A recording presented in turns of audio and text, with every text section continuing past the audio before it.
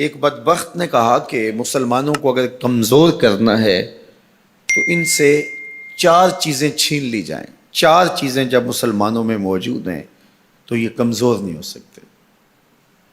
ایک قرآن مجید، یہ ان کی وحدت کی ضمانت ہے، اور یہ کتاب ان کی وہ ایسی پاکیزہ اور متحرک اور فعال تھیوری ہے جو کبھی بھی فرسودہ نہیں ہوتی، اور ہر دور کی ضرورت کو یہ کتاب پورا کرتی ہے.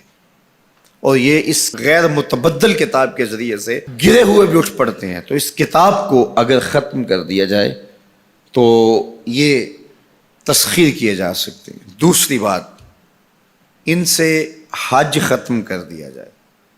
حج ان کی وحدت کی علامت ہے، ان کی شان و شوکت اور شکوہ مسلم کی ضمانت ہے.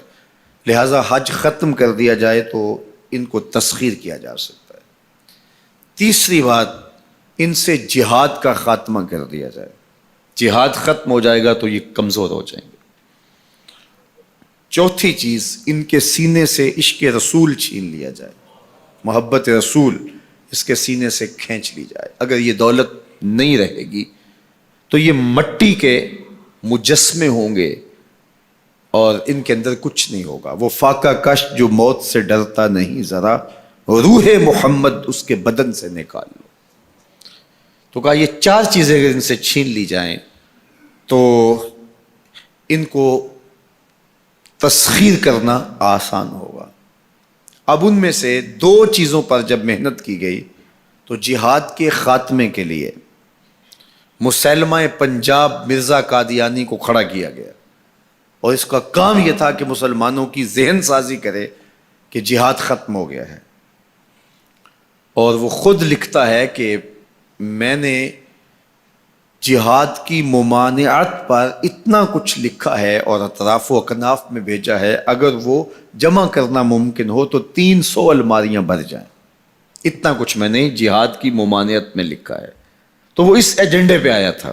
نادیدہ ہاتھ اس کو لے کر کے آئے تھے، اور وہ ایک شخص نہیں تھا، 3 شخص تھے جن کا انٹرویو کیا گیا. سب سے مناسب یہ لگا تو اس کو انہوں نے جو ہے وہ اس کام کے لیے متعین کیا، اور جتنی بھی اس کو مالی ضروریات تھی اور حکومت کی سپورٹ تھی وہ میسر تھی. اسی طرح بہاءاللہ کو حج کے ختم کرنے کے لیے وہاں ایران میں کھڑا کیا، اور اس نے جگہ جگہ کعبۃ اللہ کے ماڈل بنائے اور کہا اتنی دور سفر کر کے جاتے ہو، یہیں گھوم لیا کرو، تمہارا ذوق پورا ہو جایا کرے گا.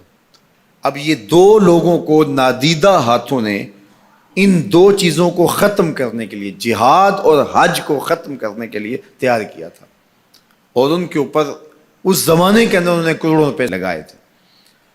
اب جب وہ مر بھی گئے ہیں تو ان کے متبعین کو وہ اسی طرح سپورٹ کر رہے ہیں، اس لیے ان کے متبعین جو ہیں وہ موجود ہیں. باقی جس نے بھی ادعائے نبوت کیا پاگل پن کی وجہ سے، یا جو ہے وہ اس کے اندر کوئی صلاحیت تھی تو وہ تکبر میں آ گیا، تو اس پاگل پن کی وجہ سے اس نے اعلان کیا، جب وہ گیا تو سلسلہ ختم ہو گیا.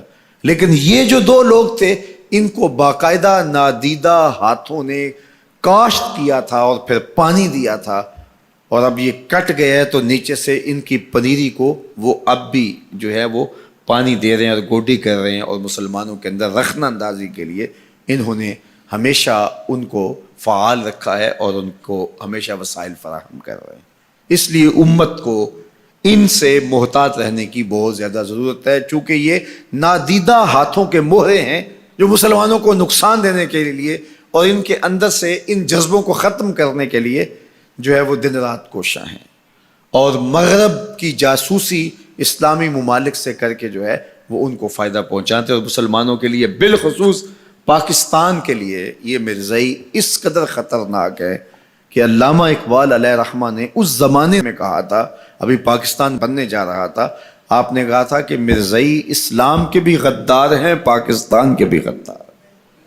اور پھر زمانے نے دیکھا، علامہ اقبال علیہ رحمہ تو 1938 میں انتقال کر گئے، لیکن 47 میں پاکستان بنا تو لوگوں نے دیکھا کہ ان لوگوں نے پاکستان کی مخالفت کی، اور جب پاکستان ٹوٹا، 2 ٹکڑوں میں تقسیم ہوا، تو اس وقت قادیاں میں چراغاں کیا گیا، انہوں نے خوشی کا اظہار کیا. پاکستان ایٹمی طاقت بنا تو وہاں سوگ منایا گیا، اور آج بھی یہ ربوے کے اندر دفن ہوتے ہیں تو امانتاً دفن ہوتے ہیں. ان کا یہ مکروہ عقیدہ ہے کہ پاکستان ٹوٹ جائے گا اور ہمیں یہاں سے اٹھا کر کے ہماری گندی لاشوں کو وہاں ربوے سے قادیان کے اندر شفٹ کیا جائے گا. یہ پاکستان کی سالمیت پر ہمیشہ خطرہ ہے اور پاکستان کو ہمیشہ نقصان پہنچانے کے درپائے رہتے ہیں، اور ان کی ہمیشہ کوشش ہوتی ہے کہ اس وطن کے اندر امن، طمانینت اور سکون نصیب نہ ہو. مسٹر بھٹو نے کہا تھا کہ جو حیثیت امریکہ کے اندر یہودیوں کی ہے وہی حیثیت پاکستان کے اندر مرزائی حاصل کرنا چاہتے ہیں. حکومت بھلے کس کی بھی ہو، لیکن یہ پاکستان کے اہم مناصب پر فائز ہو کر کے جو ہے وہ پاکستان کو اپنے کنٹرول اور قابو میں لینا چاہتے ہیں. لیکن اللہ بھلا کرے ان لوگوں کا جنہوں نے دن رات کی کاوشوں سے، محنتوں سے آئین کے اندر ان کو غیر مسلم قرار دلوایا. علماء نے، مشائخ نے، سب لوگوں نے، تمام مسالک کے لوگوں نے مل کے اس میں کاوش کی، محنت کی کہ یہ 7 ستمبر کا دن تھا، 1974 کی شام تھی، 4:35 ہو رہے تھے کہ جب دستخط ہوئے کہ مرزائی چاہے ربوی ہوں چاہے لاہوری ہوں کافر ہیں، اور پھر ہر سمت سے نعرہ تکبیر اور نعرہ رسالت کی آوازیں آنے لگی اور تاجدار ختم نبوت زندہ باد کی صدائے دل نواز گونجنے لگی. پھر اس وقت سے لے کر یہ پاکستان کے خلاف سازشوں میں اور زیادہ مصروف ہو گئے. پوری دنیا کے اوپر پھیلے ہوئے مرزائی پاکستان کو رسوا اور بدنام کرنا چاہتے ہیں مختلف ممالک کے اندر، اور ان کے مختلف ممالک کے ساتھ تعلقات ہیں مختلف بنیادوں پر، چونکہ یہ تھے ان کے، اور ان کے خود کاشتہ پودا تھا مرزائیت جو یہاں لگایا گیا، یہودیت کا خود کاشتہ پودا ہے. لیکن مرزائی یہ نہیں سمجھتے کہ پاکستان یوں ہی نہیں بنا، یہ کسی حادثے کا نتیجہ نہیں تھا، پاکستان محبوب کی نگاہوں کا نتیجہ. اللہ کے خاص فضل سے یہ پاکستان مارز وجود